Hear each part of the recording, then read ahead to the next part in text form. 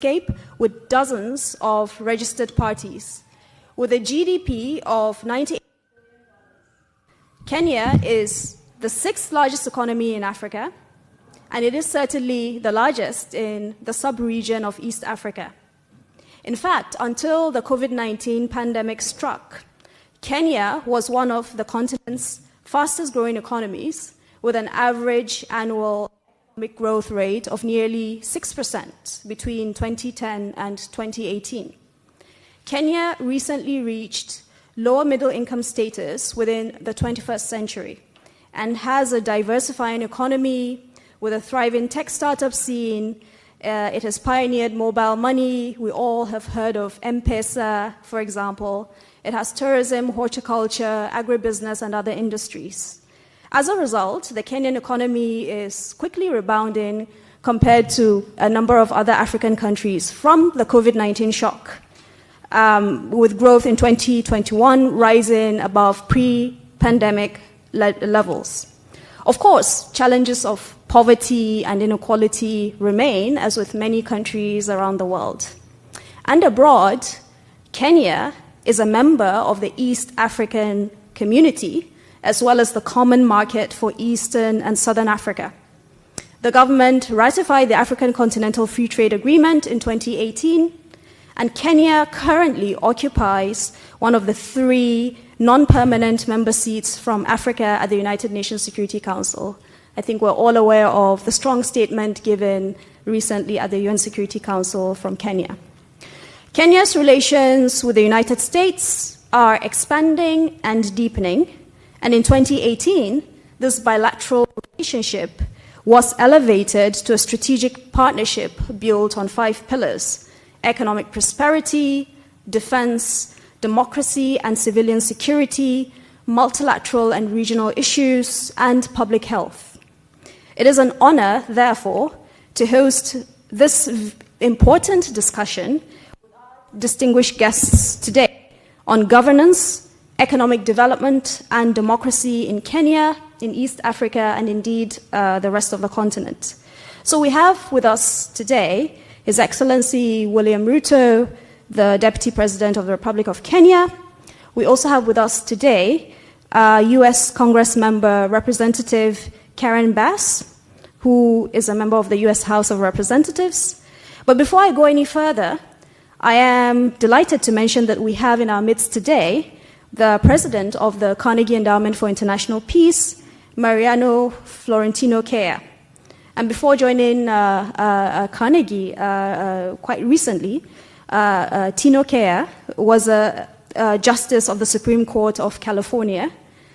He was also a Stanley Morrison Professor at Stanford Law School and directed Stanford University's Freeman Spogli Institute for International Studies.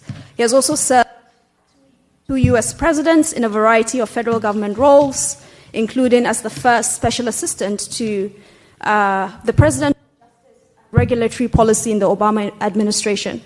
So Tino, over to you. He's joining us virtually from California.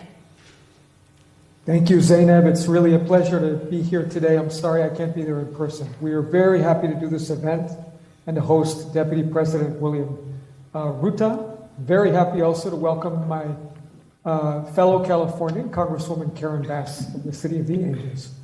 No doubt this event will break some new ground, but it's also a great example of the tradition we have here at the Carnegie Endowment, where we enable dialogues about global policy with the people making crucial decisions. I want to take 3 or 4 minutes to give you some context about why events like this matter to us so much.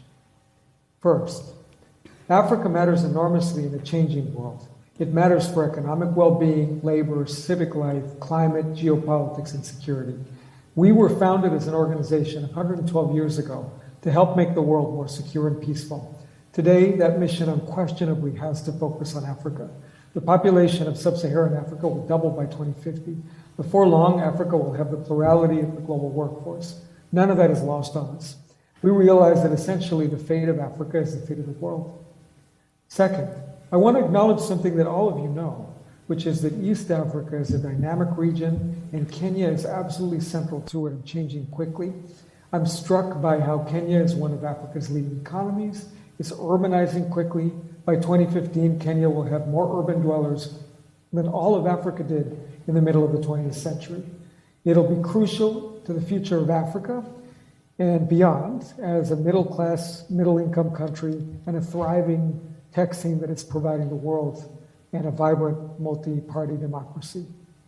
And Kenya's foreign policy matters around the world. To give you just one current example that's on all of our minds, no doubt, think about the rousing speech given by Kenyan Ambassador to the UN, Martin Kimani, supporting the Ukraine and cautioning against a world where might makes right.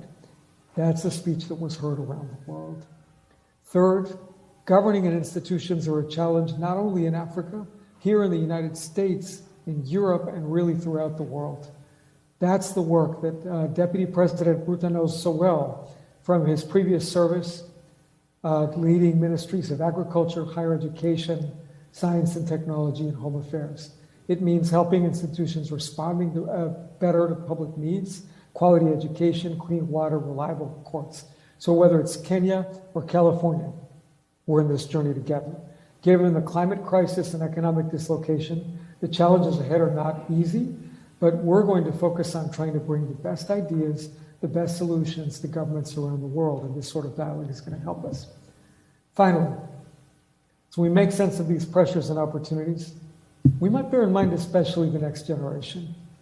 The kids who are in high school or younger right now, which is a major and growing segment of the population in Kenya and elsewhere in Africa. That population is a source of hope, but also part of the challenge, how to build a world where they can thrive and be better. How will a young person growing up in one of the region's growing cities have her life unfold? How will these stories of people like that affect peace and security around the world? We have enormous work to do to build a better world for them. Today's dialogue, I hope, will help us explore how we best do that. So thank you for being here. Thank you, Deputy President. Thank you, Congresswoman Bass. And I look forward to the conversation. Wonderful. Thank you so much, Tino, for really reminding us why Africa matters to the world.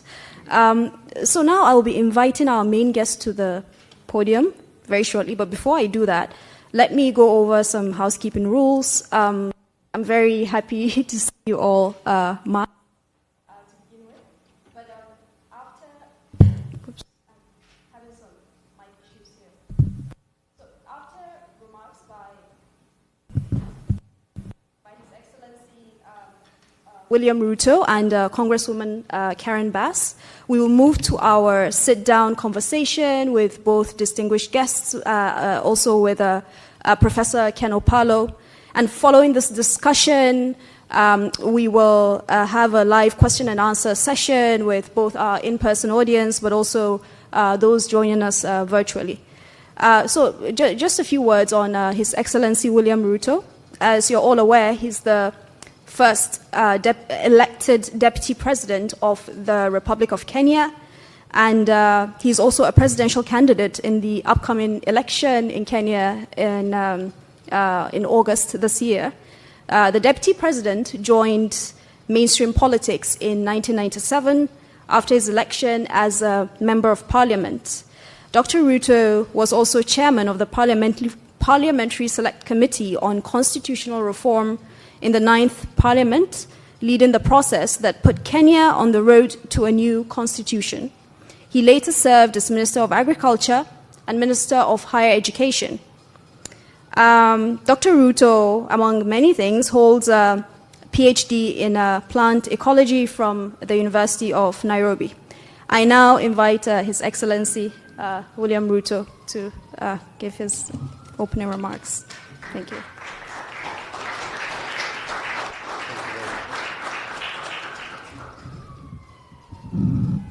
Thank you very much, Madam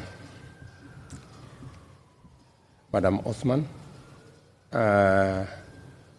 Distinguished ladies and gentlemen, good evening.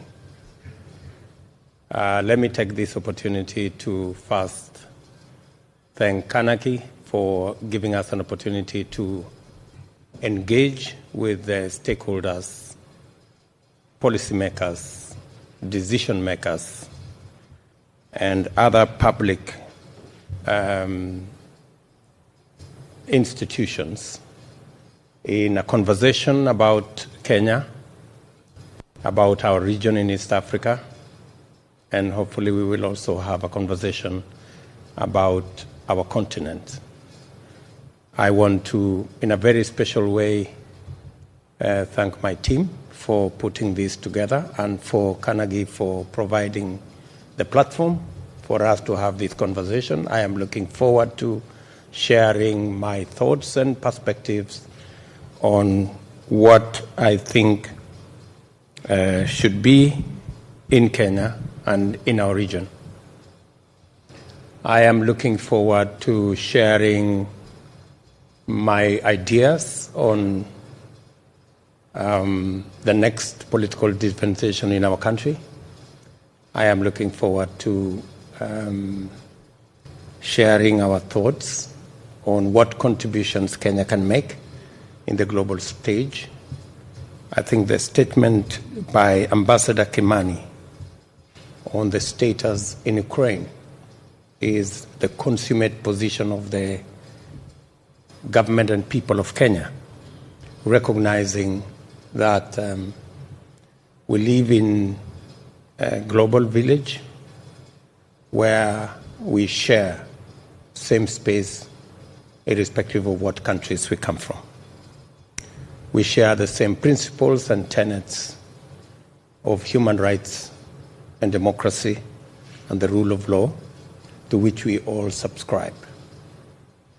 I am delighted that I will be having this conversation at the cusp of a very determinate and a transition election in Kenya. I know we have many friends across the globe who want to know how well we are and how prepared we are for that election. From the position I sit, I want to assure all our friends that Kenya shall continue to be a free country, a democratic country, a peaceful country. And before and after the elections, that will continue to be the case. We are all determined to make sure that this election is not about what is in it for leaders only. It's going to be about what is in it for the people of Kenya. And the people of Kenya will be making choices informed by the body of information that's available to them. First and foremost, what is critical to the people of Kenya in this election is our democracy and the importance of Kenya being a nation governed by the rule of law, constitutionalism, and building on our past to complete our democratic transition. Many of our friends know that there have been attempts at trying to reverse the gains we've made as a nation. There have been attempts to try and bring back an imperial presidency, to try and bring back an unaccountable executive, and to try and undermine the independence of the judiciary and the independence of the oversight role of Parliament. It is against that background that many people in Kenya and many friends of Kenya will be watching this election very keenly. Many of our friends will also be looking at how best we create an inclusive society, because inclusion forms the basis of stability. Threats to stability comes from feelings of exclusion politically, and exclusion economically. My team and I will be canvassing the country to make sure that we not only have a robust, broad-based political coalition that ensures that inclusivity is at the center of this election, but like the people of this great country, we've all learned that the trickle-down economic model has benefited fewer people than it was intended. And as a result, the bottom-up economic model is the new model that we want to work on to create broader prosperity, more inclusivity that leaves nobody behind. Kenya is not only a player in the East African community, we are also a robust player in the Africa Continental Free Trade Area, and our contribution and thoughts around regional integration, as well as our strategic engagement with the United States of America as part of our international engagement will inform some of the discussions we will be having this afternoon. I do not wish to say more than that, maybe just to introduce the people in my delegation. I have my dear wife Rachel here with me, and then I have His Excellency Honorable Musalia Mudavadi, who is our former Vice President, who will come along as my colleague. And then we have the rest of the Kenyan delegation. I don't know whether I will ask them to stand up, the rest of the Kenyan delegation. Thank you very much. Thank you. Thank you very much. Just in the interest of time, I would have mentioned all their names, but I think in the interest of time, let's leave it at that. Thank you very much.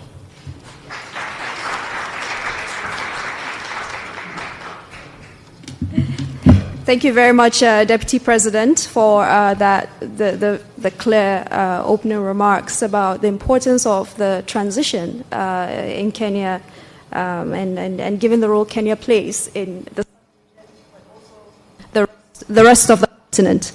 I would like to now invite another distinguished guest that we have with us today, Congresswoman Karen Bass. Of course, you all know her, but I want to say a few words about her. She is the U.S. representative for California's 37th Congressional District and serves on the House Committee on Foreign Affairs, where she is chair of the Subcommittee on Africa, Global Health, and Global Human Rights. As chair of the subcommittee, Congressmember Bass has acted to build coalitions and support economic growth and partnerships with the African continent, with a goal to transform how the United States engages with African nations and to promote the many opportunities to expand trade and economic growth between America and African nations. Congressmember Bass has traveled to the continent more than 30 times and continues to push to increase diversity among the diplomatic corps serving there. So, Congressmember Bass, thank you very much. Thank you very much for joining us, and over to you. Well, thank you very much, and I'm sorry that I cannot be with you today. It is my pleasure and honor to be with you, though, and I want to thank the Carnegie Endowment for International Peace, Mrs. Cuellar, Mrs. Usman, for having me here today to speak with His Excellency, Deputy President Ruto of Kenya and Professor Ken Opolo of Georgetown's University School of Foreign Service. First of all, I do have to say that, we are all disheartened by what is happening on the international stage. I was at the State of the Union yesterday, and I'm sure if you saw it, you saw the bipartisan support for the people of the Ukraine. What is going on as we speak this very moment, what is happening to that country, I think, is a tragedy to the world, and I know we all stand in solidarity with the people of the Ukraine. And I want to particularly note that the ambassador from Kenya to the United Nations, the leadership role that is played at the Security Council has been exemplary. And we will all keep the Ukrainian people in mind in our hearts today.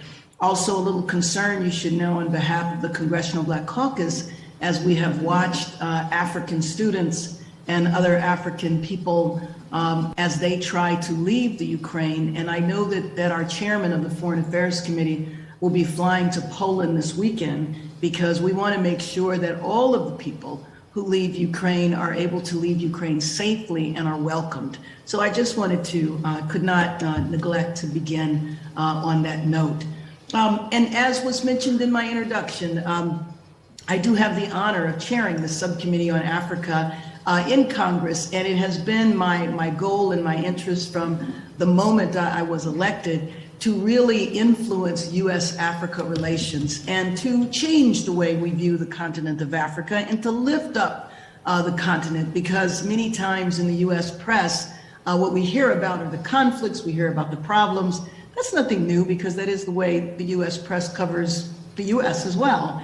But sometimes if the only news you hear about a place is where there's trouble and where there's conflict, you miss the enormity of the African continent. And my focus is to transform that perspective and to focus more on trade. And I love the AU slogan of trade, not aid. And this is so important when it comes to Kenya, because Kenya is so far ahead and such a leader when it comes to East Africa. So I'm committed to strengthening our relationship with African governments, and there's no better time now to increase our cooperation as partners in democracy and economic development.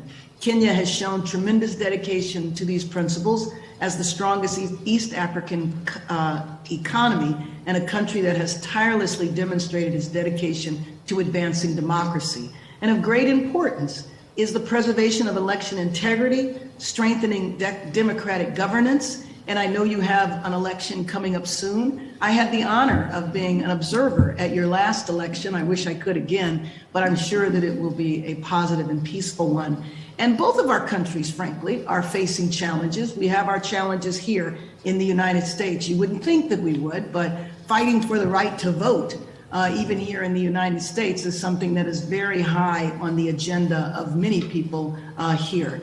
And Kenya's role in managing regional conflicts and protecting human rights and extending trade and investment opportunities, Kenya has been a leader in all of these efforts, and I applaud Kenya's leadership. Kenya's leadership in the African Union as well. We recently did a resolution, we passed a resolution wanting to strengthen the U.S. ties with the African Union, and particularly excited about the continent trade agreement. And one of the things that we want to look at, and maybe the Deputy President could help us explore this, are there ways for the United States to help in terms of the development of the trade agreement between the African countries? I know that the Deputy President is aware of our commitment to AGOA. We know that AGOA is going to expire in the next few years. And so now is the time to examine, I want to see AGOA reauthorized, but what do we need to do to strengthen AGOA? And what can we do to strengthen trade between African countries? Because one of the challenges that many African countries have, not Kenya, but many African countries have, is their markets are too small to really do business with the United States. But what I am hoping is, with the regional economic communities and countries partnering and strengthening the continent-wide trade agreement, that might allow many countries whose economies are not as large as Kenya to be able to trade and reach the scale that would be able to facilitate that trade with the United States. So hopefully we can look at how we can contribute to the development of the Continental Trade Agreement, but also we can contribute in preparation for the reauthorization of AGOA. Kenya is an AGOA standout as one of the leading exporters to the United States, and virtually all of its registered products receive duty-free status. These exchanges benefit both countries, and I certainly want to see that continue. Another area that I've paid particular attention to and have been so excited by is the YALI program that was started by President Obama, the Young African Leaders Initiative, We have fellows that come to the United States every year. Of course, the last couple of years it's been virtual, but this year we have one of the fellows that is working with us in our office. And I think that's one of the most important programs that we have. I would love to know the Deputy President's view of that as well. So I'm working on legislation right now that is passed out of the House and is in the Senate. And that legislation is to make YALI a permanent program. And that means we want to pass a law to say that YALI will continue. Right now it continues with the discretion of the U.S., but I don't want there to be discretion. I want it to be permanent. One of the things that I have enjoyed every time I go to the continent is I meet with YALI fellows in every country. Last year I was in Angola and Namibia and met with YALI fellows. And one of the things that I think is the most exciting about the initiative is that it allows young Africans to get to know each other from different countries. And they often always comment that they wouldn't have had an ability, a venue, a reason to actually interact with Africans from other countries. And YALI provides an opportunity to do that. And YALI's, creating a community that I hope that we continue to do, because to me that just strengthens our relationships and move us away from a relationship of aid and charity that I believe that the African countries are long past. Now I know that everybody has taken a big hit because of COVID, and I was excited last night when the president talked about increasing the export of vaccines on the continent. I don't think that the world has stepped up to the extent that the world should have. So I was happy that we are going to increase our export. I'm also happy that a U.S. citizen who was formerly, he was actually born in South Africa. He's Chinese, and he is a resident of Los Angeles. And he has gone over to South Africa where he was born, and he set up a manufacturing plant for COVID vaccines. And that's the way I think that we have to think about the future.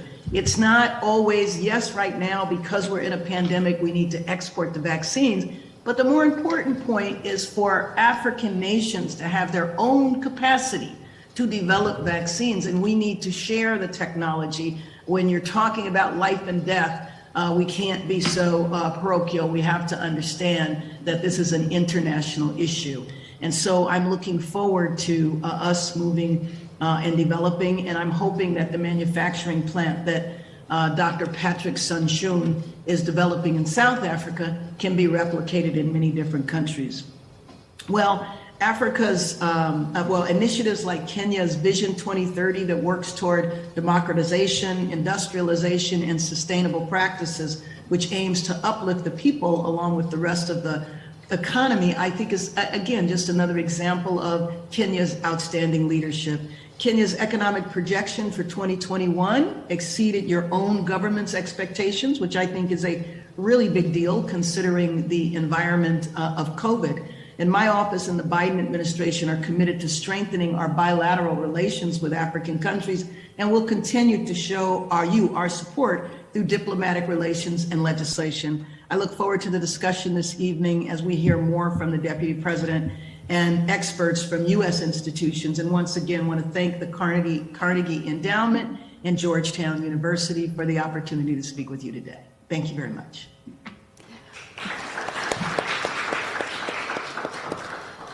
Thank you, Congresswoman Bass, for those insights, for your perspectives on a wide range of issues, from Ukraine to Kenya's role in East Africa, to the need for trade, intra-African trade, thinking about what comes after AGOA and young people, YALI, and all of those important initiatives. We'll now have a more expanded conversation on governance, on democracy, on economic development in Kenya and abroad.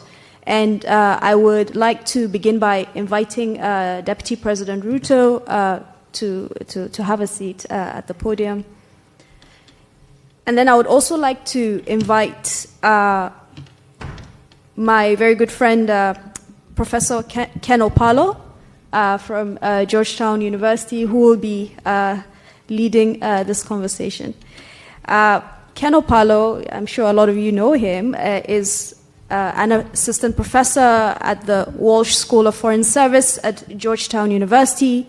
His research expertise includes legislative development, the politics of service provision under decentralized government, education reforms, and emerging democracies. He is widely published, including in journals such as World Development, Journal of Democracy, and a couple of others. So, Ken, over to you, and I'll be joining you as well.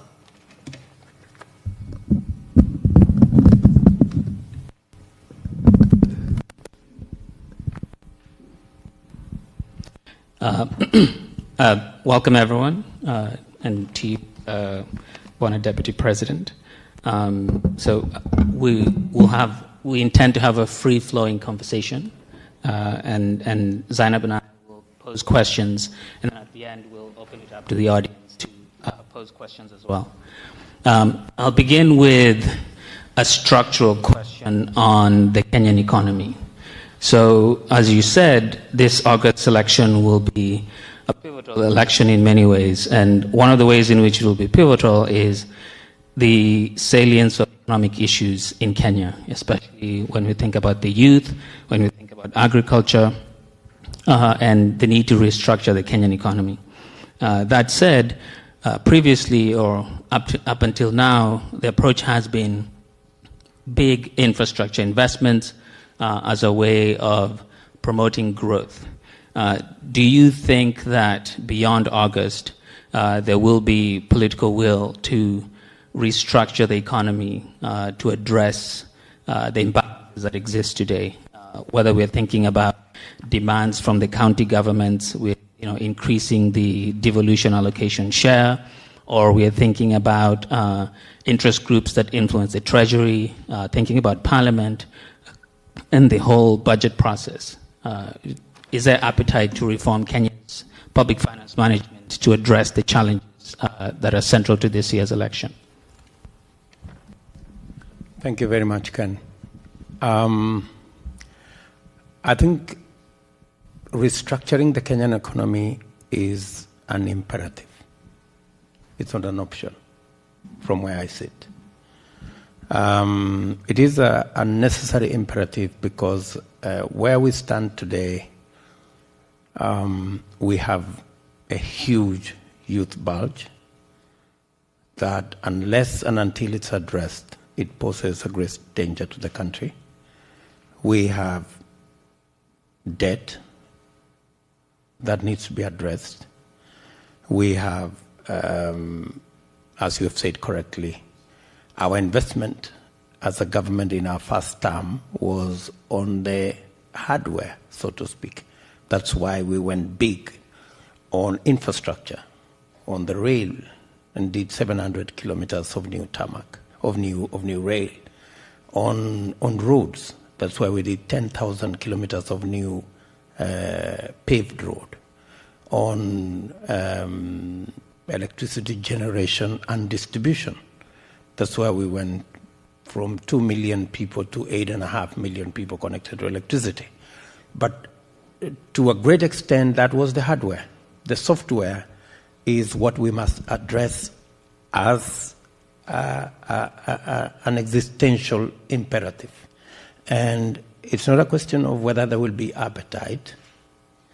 It is, as I have said, an imperative. And that is why this election is an election like no other. This election is a transition election. Transition from the fact that we will have an incumbent president handing over to a new president. Transition because it is transiting into completing our democratization process, and transition because the paradigms are shifting.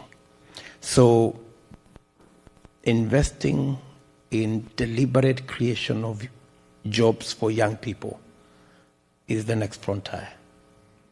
Investing in agriculture so that we can increase the productivity of our farmers, whether it's milk, whether it's coffee, whether it is tea, and horticulture. And just to put it into perspective, that's why we were in Nebraska, and the discussion in Nebraska in the U.S. was about value addition and agro-processing, because that's the new space,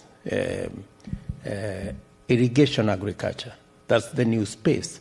We were discussing with companies who are already providing that service in Kenya.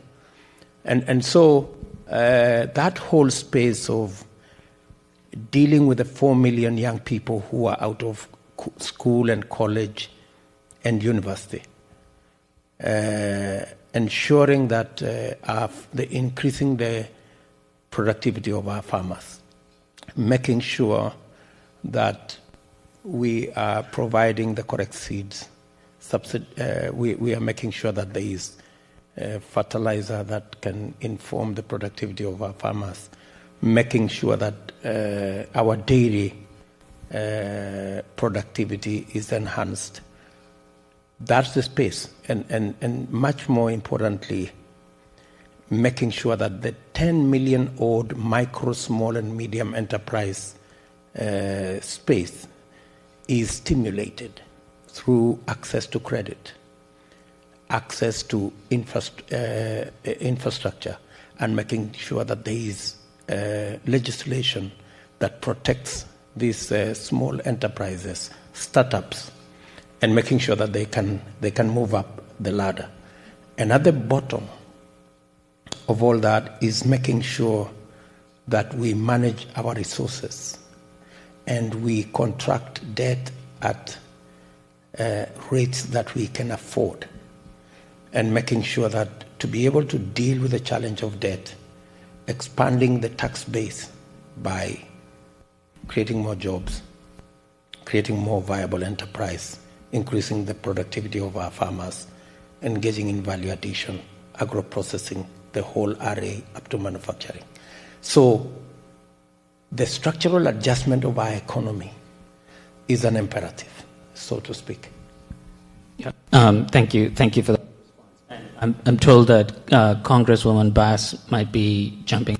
So I'll race ahead to a foreign policy question to catch up before we continue with the more Kenya-focused discussion. So my next question, Kenya is, I've been saying, an important global player in the region. Kenya is a strong in terms of China's effort with the Belt and Road Initiative. China has financed many of the infrastructure projects in Kenya. At the same time, the U.S. is also a major partner in terms of foreign relations with the Kenyan government on trade, on security, and other areas. How do you see the relationship with both powers evolving in the medium and long term after August and beyond? We have already recognizing the importance of, first of all, let me say, the relationship with our partners globally is even and balanced. It's guided by our Kenyan interests in whatever engagements that we are engaged in.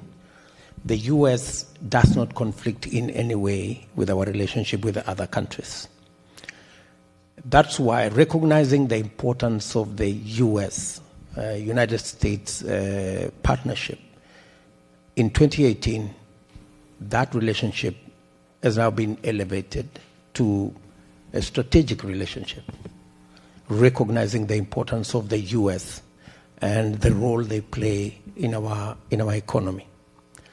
This morning, I had a 3.5-hour engagement with the State Department with my team, because that relationship is that much important, and we have agreed on a couple of areas that will inform the future, whether it is from fighting terrorism, economic development, and how we need to reorganize ourselves around the defense relations, ensuring that the safety and security of people.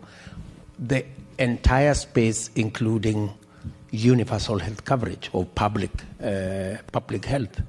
So our relationship with the U.S. is robust, it is strategic, and for your information, the many areas that are of focus to us going forward, whether it is investment in labor-intensive infrastructure development, like housing. We have partners already concluding discussions from the U.S. that they will support our job creation infrastructure initiatives.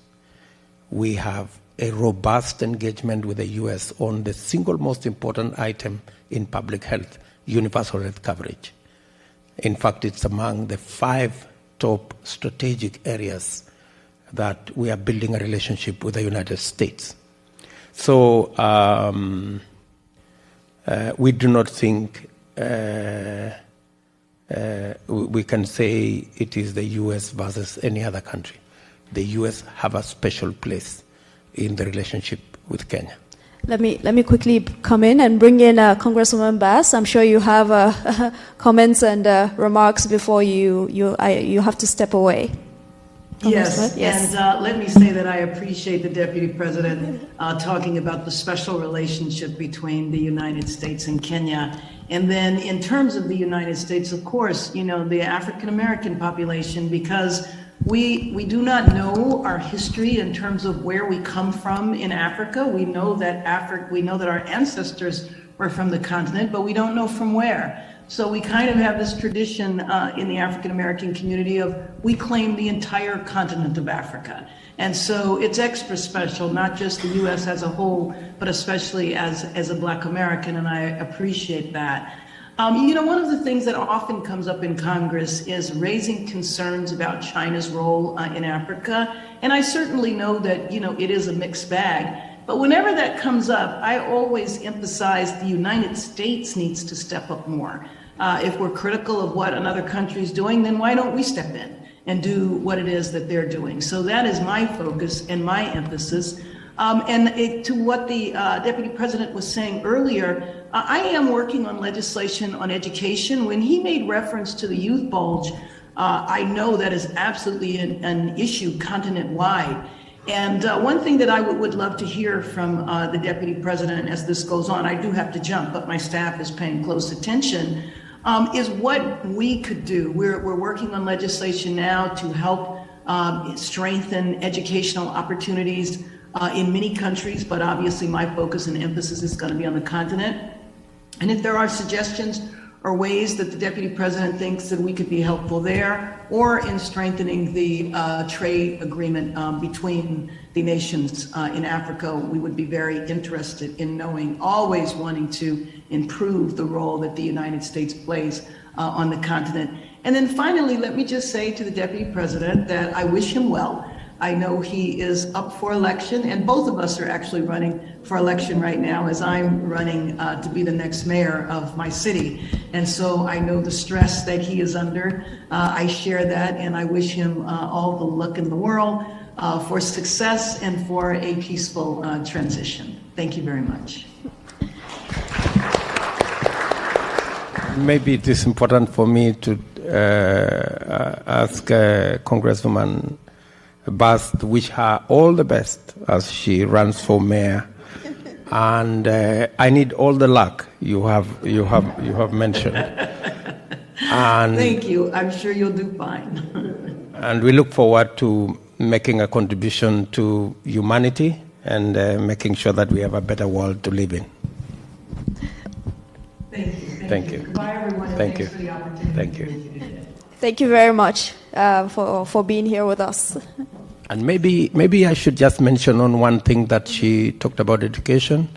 It's instructive that as we deal with a huge youth bulge, at the center of making these young people candidates for decent jobs, at the heart of it is training. When we came into office about 9 years ago, the training, especially in our TVETs, in technical and vocational institutions, we had roughly about 90,000 and an enrollment of 90,000 students. Today, we have moved those numbers from 90,000 to 500,000 enrollment. We have built 170 technical training colleges, again to improve access to training, access to skills, access to competence that makes these young people a lot more viable candidates for work. And that's really what she can do in her capacity, pushing the horizon and making sure that education goes all the way to equipping young people with skills and competences so that it makes them a lot more employable and easy to engage. Great, and her members of her staff are here, so I'm sure we're going to have fruitful conversations after this main event. I wanted to come back on the point about elections, and I think it's kind of an issue that we're all dancing around. You are one of the leading contenders in the upcoming presidential election in Kenya in August. What would you say makes you a compelling candidate to the Kenyan people? But also, very importantly, the truth is there are some people who have some concerns about,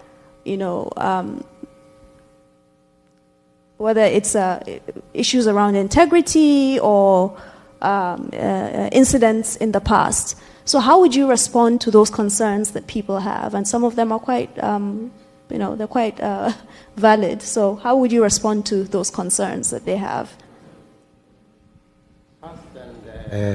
First and foremost, I'm a candidate in this.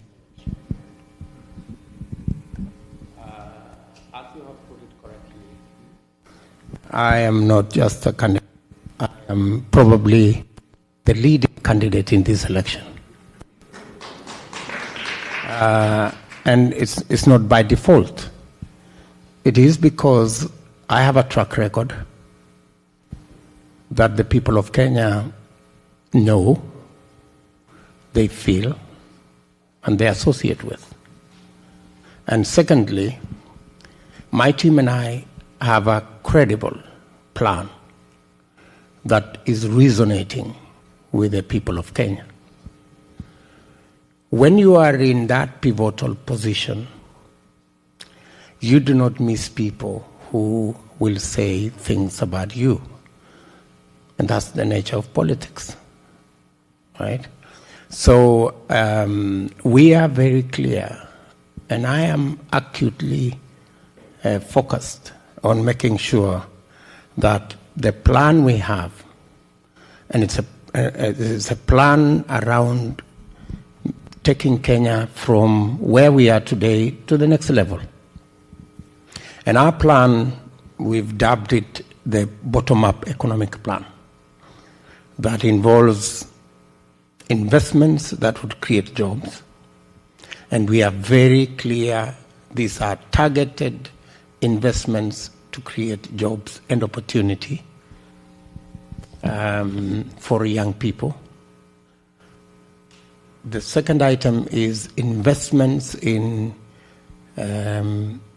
agriculture, value addition, agro-processing, value addition, not just to create jobs, additional jobs, but to put money in the majority of people at the bottom of the pyramid. And our investment in that area will not only give us the returns we are looking for, but those returns will be within 2-3 years. That way we can expand the tax base and begin to tackle the challenge of debt. Our approach is to ensure that the micro, small, and medium enterprises that comprise 80% of all business in Kenya is addressed in three fundamental ways. Create the necessary infrastructure for them to thrive, create a legal regime to protect their business, and much more importantly, put in place financial systems that protects these enterprises from predatory lenders. You may want to know that while big corporates access credit at plus or minus 10%, micro, small, and medium enterprises access credit at not 10%, but anywhere between 1,000 and 3,000%. That is the discrepancy, and that's what is destroying opportunity, taking away opportunity from millions of citizens that are in the micro, medium, and small enterprise space. We intend to sort out that structural problem. And maybe just for the record, 15 million Kenyans today are blacklisted on CRB, on Credit Reference Bureau. That is half the working population of Kenya. And that tells you the toll that predatory lenders have taken on the people of Kenya.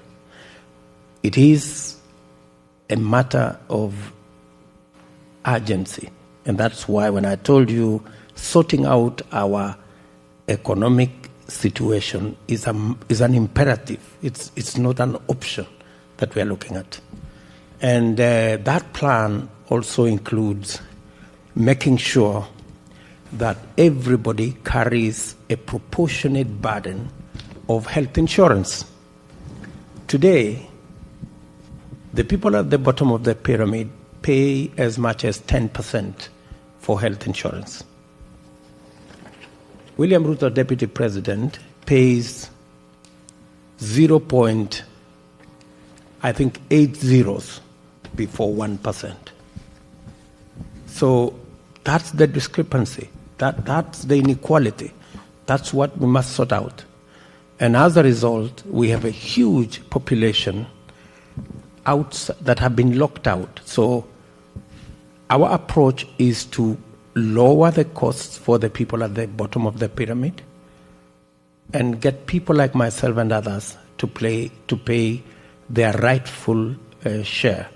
That health insurance is going to be graduated and based on everybody's income as opposed to giving static figures. So sorting out that space creates the bottom-up effect on everybody. Getting the jobless into jobs, getting the people who are paying high credit access to credit, getting our farmers' productivity up, getting those who have no access to health to have access to health. And we believe with this plan we can take the country forward. Let me speak to the last item that you have mentioned on integrity. Integrity is an important subject in this election. Accountability, the fight against corruption, is a very important subject in this election. And speaking about integrity, our position and my personal position is that we must have an accountable government. We must have accountable public officials. And that accountability must be built around institutions. It's not for me to decide that Ken is corrupt or Zainab is corrupt. Institutions. The moment it is subjective, the moment it is personalized, then it runs the risk, as it has done in Kenya, of being used as a political tool against your competitors. It must be on the basis of institutions, and that's why our approach is, number one, immediately we come into office, we will operationalize the judicial fund. Operationalizing the judicial fund, which is in the Constitution, but has deliberately not been operationalized because there are people who want to continue to use the war against corruption as a political tool against their opponents. That's why they do not want to operationalize the constitutional institutions that would actually do the fight against corruption effectively. So operationalizing the judicial fund will do three things. Number one, it will give the resources to the judiciary to hire the men and women who can then prosecute cases. Number two, it will give them the opportunity to build the software and the training of those people. And number three, it would make it that much more easy to determine cases within the shortest time possible. For your information, it takes anywhere between 10 and 15 years to prosecute one case, one corruption case. That's why I think it's correct for people to say justice denied is justice delayed is justice denied. The second item, which we will operationalize immediately, is to make sure that the criminal justice organs, including the Inspector General of Police that carries out investigations, the Director General, the Director of Criminal Investigations Department, and all those other institutions have not only constitutional independence as it is, but they also have operational and financial independence. Today, all investigations, criminal investigations, investigations of corruption are carried out by institutions that depend on the office of the president to give them the money. The law provides that these institutions should have their own financial independence, complete with accounting officers and their own money, that they don't have to depend on the office of the president or indeed any other office to prosecute matters corruption. And the third issue for us is to make sure there is no budgeted corruption. Today, you have close to 100 billion Kenya shillings budgeted every year that has no oversight in opaque institutions. And that amount has grown fivefold, between 4 and 5-fold in the last 10 years. And where you have accountability problems, where you have oversight challenges, the more money you put in opaque institutions, the greater the corruption in there. It is our position that we should get away and make sure that every coin is accounted for. Lastly, and this is the reason why some of us were said to be against the handshake. You know, the handshake took away the oversight role of the opposition. In Kenya today, we do not have an opposition. There is a mongrel of an organization. Nobody knows what the hell it is. People don't know whether we have the opposition in government or the government in the opposition. It's quite a maybe scientists, maybe policymakers in this great institution in Carnegie could do research on what is going on in Kenya. Because for all intents and purposes, the opposition is running government and government is running the opposition. which is quite a situation. By handshake, you mean the alliance? For those of us the alliance between what was supposed to be the governing party and the opposition party that ended up in a situation where the whole of that arrangement actually did 4 fundamental things. Number one, because of that conundrum where government decided to work with the opposition, and the opposition decided to become part of government, committees that are supposed to be chaired by government are chaired by the opposition, and that kind of thing.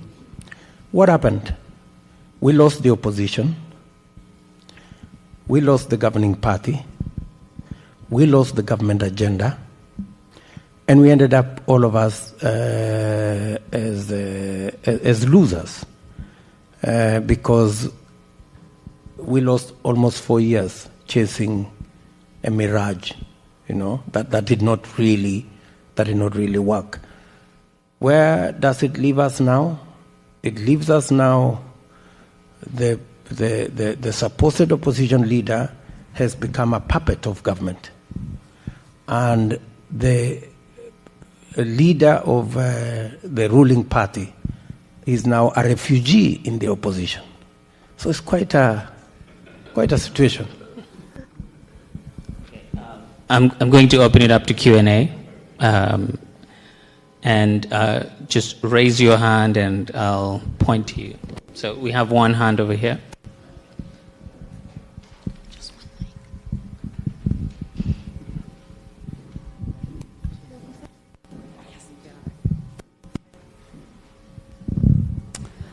Thank you to Zainab, and the Carnegie Endowment for this great session. So I have a quick question, and my question is: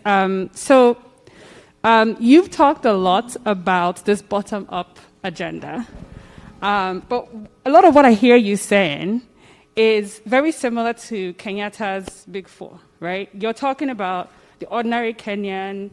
Improving access to healthcare, agricultural extension services, health insurance. I mean, we know Big Four agenda was food security, affordable housing, universal healthcare, job creation.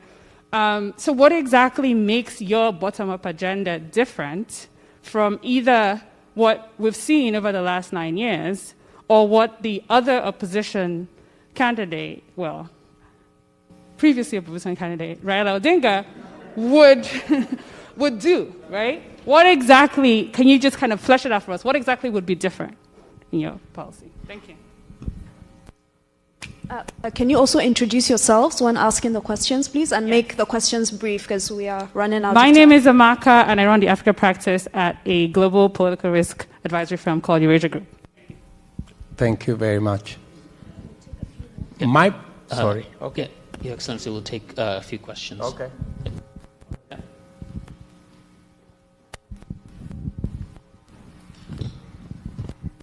How are you, Your Excellency? My name is John Tomaszewski. I'm senior professional staffer working on Africa at the Center Foreign Relations Committee. And we've been watching with great attention the work that Kenya has been doing at a regional level in the Horn, East Africa, on peace and security issues. And I'd like to hear a little bit about your views, whether it be Somalia, Ethiopia, Uganda, East Africa community, just how you see yourself, should you be elected president, playing a role in that space. Clearly, American foreign policy is shifting very hard towards depending on Kenya, looking towards Kenya, not only as a peacemaker, but as a security partner anyway. So I'd love to get your perspective on that. So we'll take those two questions. And Your Excellency, on the second question, I'd also like to speak to the impending inclusion of the DRC into the East African community, what it means for Kenya. Thank you. I quite agree with Madam Ivanga. I quite agree with her that there could be some similarity between described and the Big Four. And that's not by default. We had a great plan called the Big Four. Unfortunately, we never got the time to implement it. It didn't work. And it didn't work because we got friends. We got friends who came and joined of history. In our first term, we decided that we were going to invest. Let me try this one. I was saying, if you have a bit of history, in our first term, we deliberately decided to go heavy on infrastructure by way of laying a foundation that would then help us do our second term. That's why we invested close to 350 billion Kenyan shillings on a standard gauge railway, 700 kilometers, 10,000 kilometers of tarmac, electricity generation and distribution, and building a whole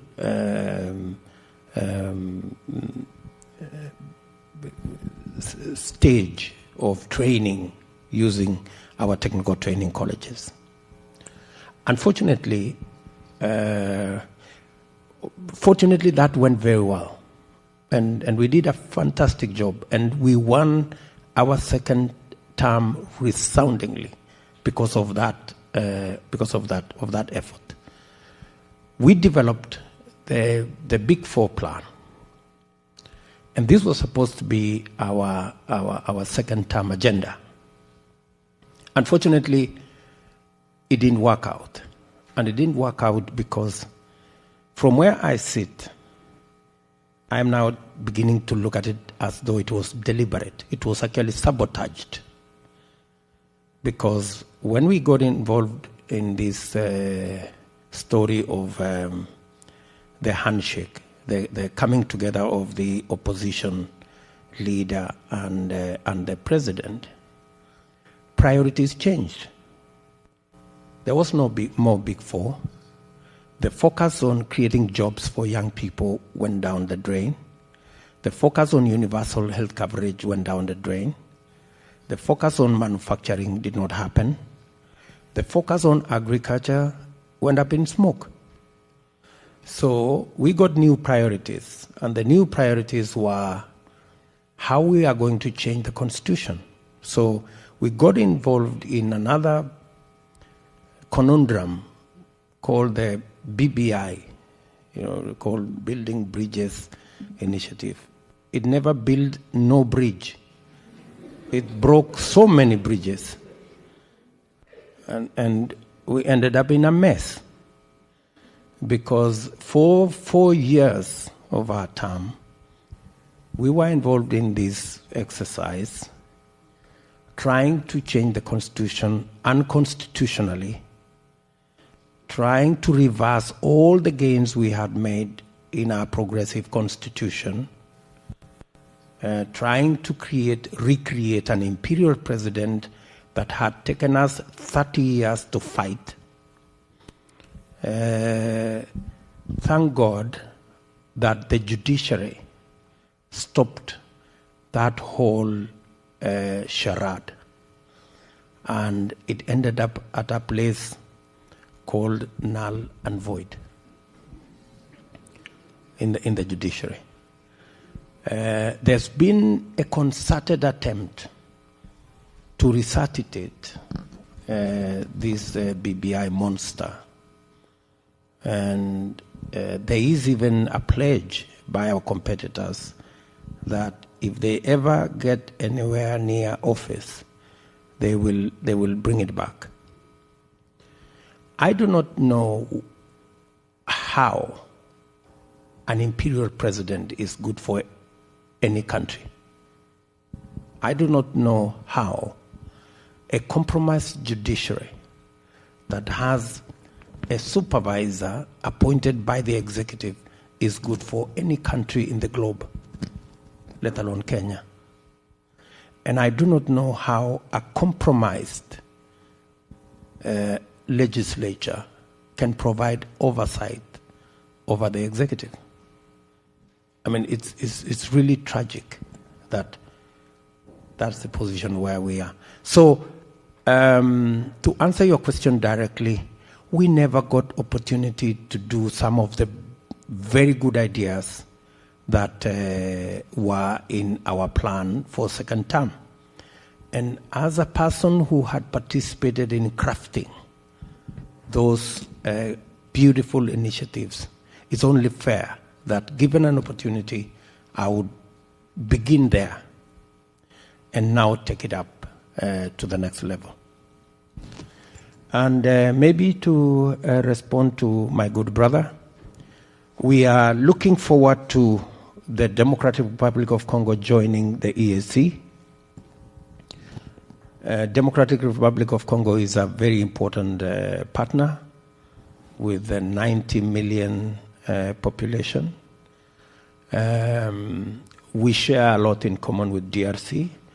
They use our Mombasa port as an outlet.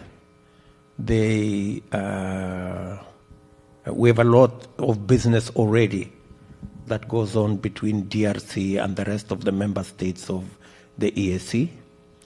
You may want to know that the EAC, the intra-trade in the EAC is close to 20%. In fact, it's the most progressive trading bloc in the African continent.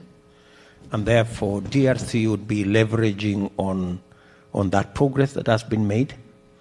And as we look at it, the EAC will actually be the trailblazer for the Africa Continental Free Trade Area. You can easily build on the successes of the EAC and build them into the Africa Continental Free Trade Area. And I see, from where I sit, Kenya playing a very pivotal role. And for Kenya to play that pivotal role, I was sharing with the Assistant Secretary of State this morning, you need a Kenya that is stable and democratic. If you have a country, an anchor country like Kenya, that is not stable, it cannot play the anchor role. It cannot play the leadership role. And in my very honest opinion, the way to stabilize Kenya is to make sure that it is democratic and it is prosperous. That's how you create a stable country. And democracy is on the ballot in this election. Inclusivity is on the ballot in this election. The stability of Kenya is on the ballot in this election, in the sum total of it. So that's why this election is very important. And to give you my assurance that I see Kenya playing a very important role in Somalia,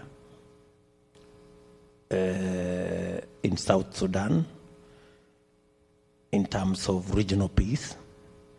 But I also see Kenya playing a very important role in the EAC economically and the Africa Continental Free Trade Area economically. That will be really the impetus that Kenya can give. I think with that, unfortunately, we have to stop because we're already out of time. If you have any questions, you can, I'm sure His Excellency and his team will be around and you can get answers in person. Thank you very much, Your Excellency. Thank you, Ken. Over to you, Zainab.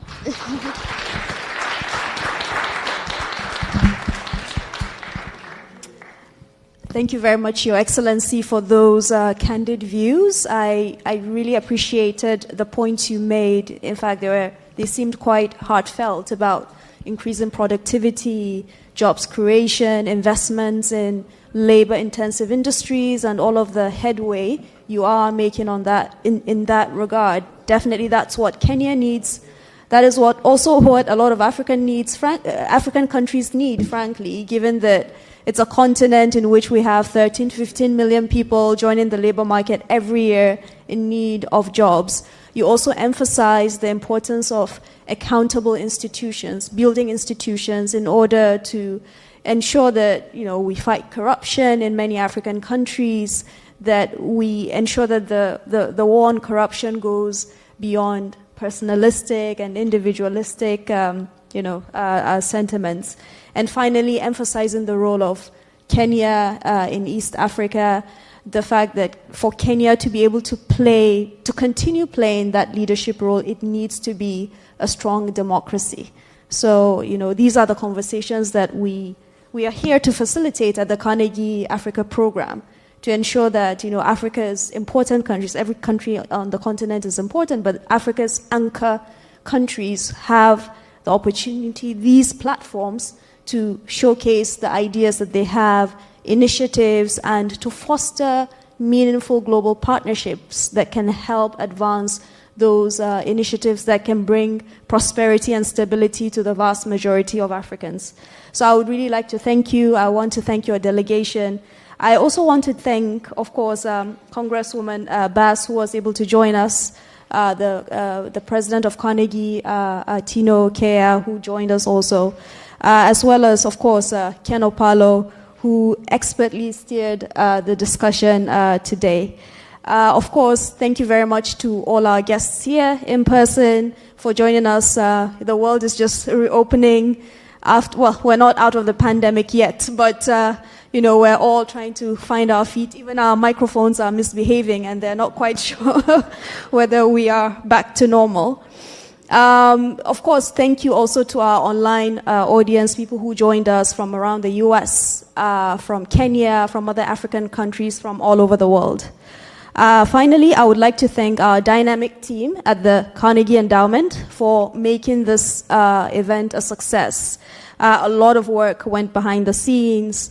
Notably, I would like to mention Juliet Ovadia, Alexander Chenaidi. Thank you very much for making this event a success. And then one final thing before we leave, do feel free to hang around. We have some refreshments. The Deputy President and his team are willing and really looking forward to engaging with you all. So have a lovely evening, ladies and gentlemen.